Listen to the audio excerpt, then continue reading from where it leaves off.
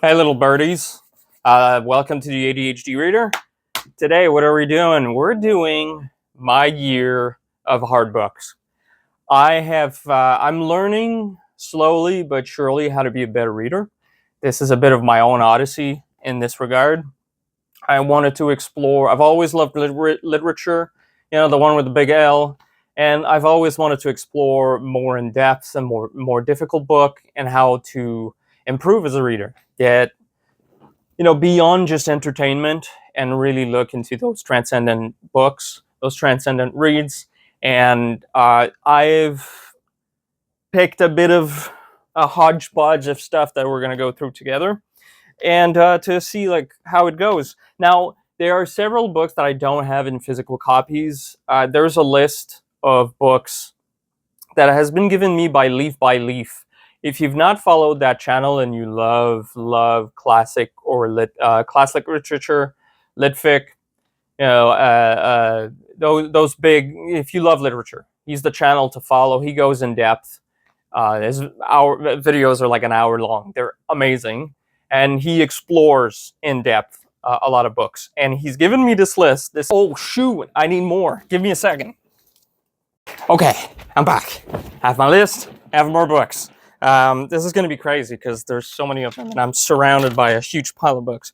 Okay, this is the first list. There's quite a bit of them, and I'm going to do those in order. I'm actually planning on doing a whole series of videos for this list that was given to me by Leaf by Leaf. So we start with the Iliad by Homer, circa 890 BC. I got the Robert Fagle's translation. I really liked it because it was free verse. I started it, and yeah, that was my favorite part about it because I tried the Emily Wilson, and while it's really fun that it's in pentameter, I didn't like some of the use of the language in it, so I went with this one. And next one comes The Odyssey, also by Homer, but apparently this was written first. Okay. But who knows? I mean, this could not even be by Homer. We don't. It's attributed to him, but anyway, same Fagles again. Really looking forward to that as well. I've read it in the past, but I did the prose version, and I absolutely hated the prose version. It was boring. It drove me insane. Love the prose version. Sorry, not the prose version. Love the verse edition, and maybe I'm just older and it hits different. After that, we're going with the Divine Comedy. I went with the Fitzpatrick edition because look at that cover. And a lot of notes. And yeah, that was the cheapest edition that I could find. So yeah, that's the next one. I don't have a physical edition for the next one because I've been trying to find the modern translation for it. The Canterbury Tales. I hear that it's better to read in the original, like Old English or Middle English. I forget which one it is, but I'm not that good in English, right? And even people who have their first language as English struggle with it. So I was like, let's go for the modern version, and apparently it's very good. It's really well done. The guy who did it really captured the essence in the language. Next, we have Hamlet, and I'm lucky that my wife has all the Shakespeare plays, but that's going to be the next one. Really, really looking forward to that one. I've seen one movie, and I forget who did it, but there are so many adaptations, like Star Wars, I think. Is Star Wars Hamlet? I don't remember. I know the Sons of Anarchy is Hamlet, so there's that. Next, we have Don Quixote. This is Edith Grossman translation, modern one. I hear it's good. I wanted to do it in French because the translator is very good, apparently, the most modern one. But I could not find a copy that was less than $45, and this one was $10. So, got to do what you got to do to make it happen. Next one, I don't have a copy of. It's in an anthology that my wife has, but Paradise Lost by Milton. A little intimidated because it's very old school, but this one is going to be. It has influenced so many fantasy writers, so many of the books that I have here. have been influenced by Milton. And given that I grew up Christian, my dad was a pastor, there's a lot of stuff I'm gonna pick up on and see how it influenced the rest of the books that I read. So looking forward to that. We also have after that Pride and Prejudice by the wonderful Jane Austen. Never read them. My wife loves them. Her sister loves them. Everybody around me loves them. Gotta have it. This is a nice edition, actually. There's a slipcase and everything.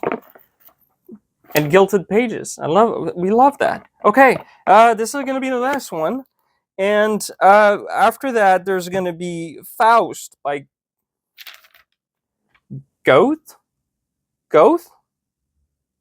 Can someone tell me how to pronounce that? Because I have no idea. I know it's probably German, but who knows? I'm not sure. I haven't done enough research on that. So, yeah. Wuthering Heights by... I had the writer Jane Eyre. I want to say Jane Eyre. No? Emily Bronte? One of the Bronte sisters. I'm sorry. Maybe I'll do some editing after that and put it in the middle and say like the author's name. We'll see. I was hopefully unprepared and I got distracted by a massive pile of books. Then I don't have a copy yet, but Moby Dick by Herman Melville. The fact that this novel, I read a copy when I was a kid. It was a copy for kids, and I remember loving it. And the fact that this book was not popular when it came out is beyond me, because it's the quintessential American novel, right? So we're going to do the full version, and I'm probably not going to get to those in a year, but whatever. Then Leaves of Grass by Walt Whitman, collection of poetry.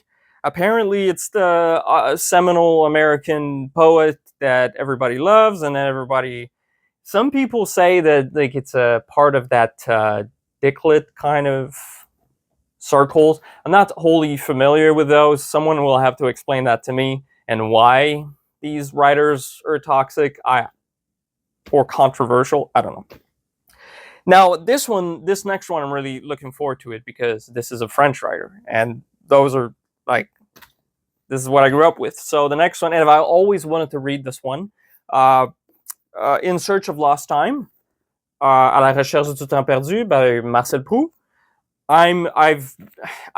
He influenced everybody. It's wild how much he changed literature, especially for French literature. He's like the pillar. It's like one of those like Victor Hugo or the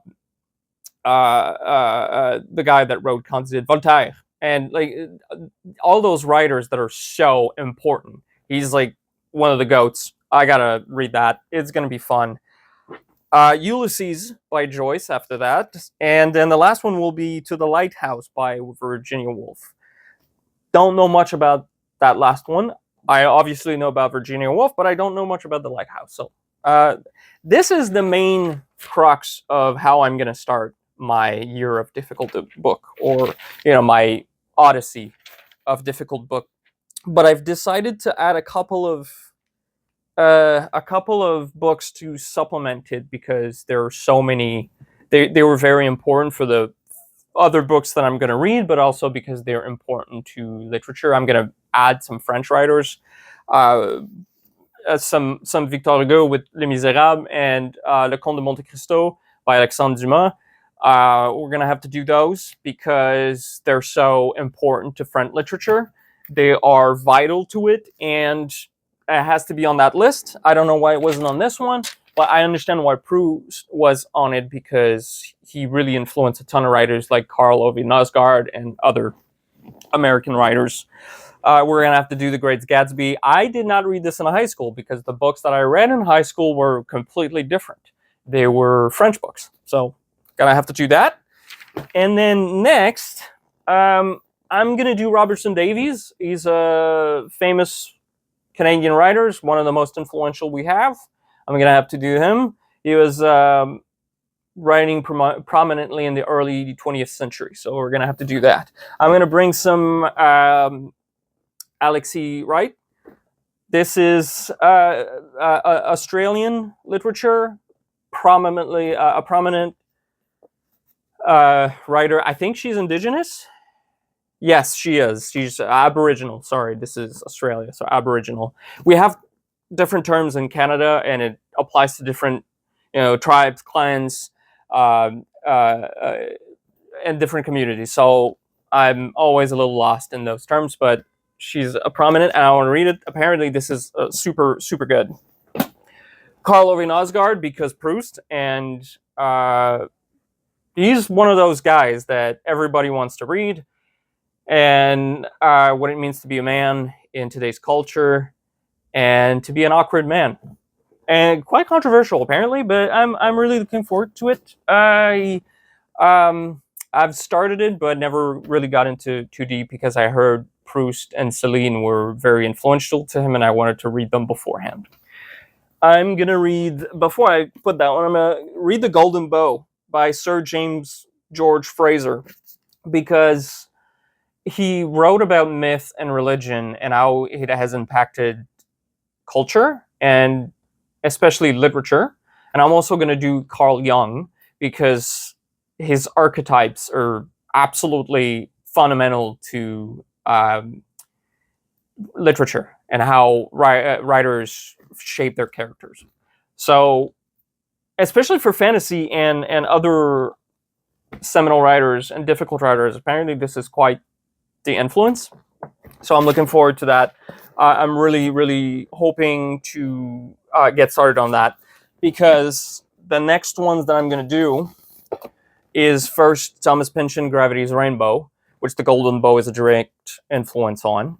And there are other books that I'm going to read for this, but this will be another one. Apparently another one of the Dick Lit. And so is this next one, William Gass, The Tunnel. This is wild. I looked into it, and if you've seen Leaves of Grass, I have it over there, but if you've seen Leaves of Grass, it looks like it's in, I'm pretty sure he was influenced by it, because it's got a similar kind of vibe where there are pictures. I'm going to show you. I just had a passage that was kind of weirdly shaped, but I've seen some interviews when he wanted it to be printed on paper bags, and the whole way the book is organized in there is kind of wild. So those are going to be other editions and other books. We're going to do next Stoner by John Williams. I also have Butcher's Crossing that I want to read because everybody, it's a booktube darling, so I got to try it. The other seminal American, The Road, Cormac McCarthy. Some YouTubers are going to do this soon, this summer, as part of a read-along, so I might join to that as a lurking kind of reader and follow along. And then Life's on Books have recommended this, and I have come to really respect his opinion on books. Hard Rain Falling by Don Carpenter. I'm not sure what this is about, but it's one of those books that were super influenced by Dostoevsky and the nature of morality, man, ethics, crime. It was written in the 60s, 70s, I think, and quickly forgotten, but is having a resurgence, so I want to try that. And some of the next ones are French or American. There's The Instructions, New Yorker. I hear super good things about it. I've seen an interview on Life on Books. I want to read it. But the next ones are very, very influential writer in French, and especially French-Canadian literature. And I'm hoping to find writers that have been translated for just at least to show other people French-Canadian literature. I love French-Canadian literature. It's I grew up reading it. I studied it in school, and it's so good, but it's not very well known because there's not a ton of translation. Though that's changing, but this is one of the seminal influential pillars of French-Canadian literature.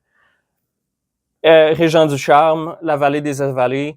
There's been a recent translation called Swallowed. I've read some parts of it, just like portions of it in school, and it's crazy. I'm going to read the full thing. I got this beautiful old school edition. It's not a first edition, but one of the very original ones. So looking forward to that. Anaïs Barbeau-Lavalette, The Woman Who Runs or Who Flees. Apparently this has been translated. I'm going to try to put here the translation copies, but this is another one that is very, very influential. One of those feminist reads that needs to be read. And another one of those trashy reads, but he's so good. I've read some of his novels before, but this is his ultimate or his most famous one. The Heat Waves of the Poor. It's a loose translation, but it's a crazy good book.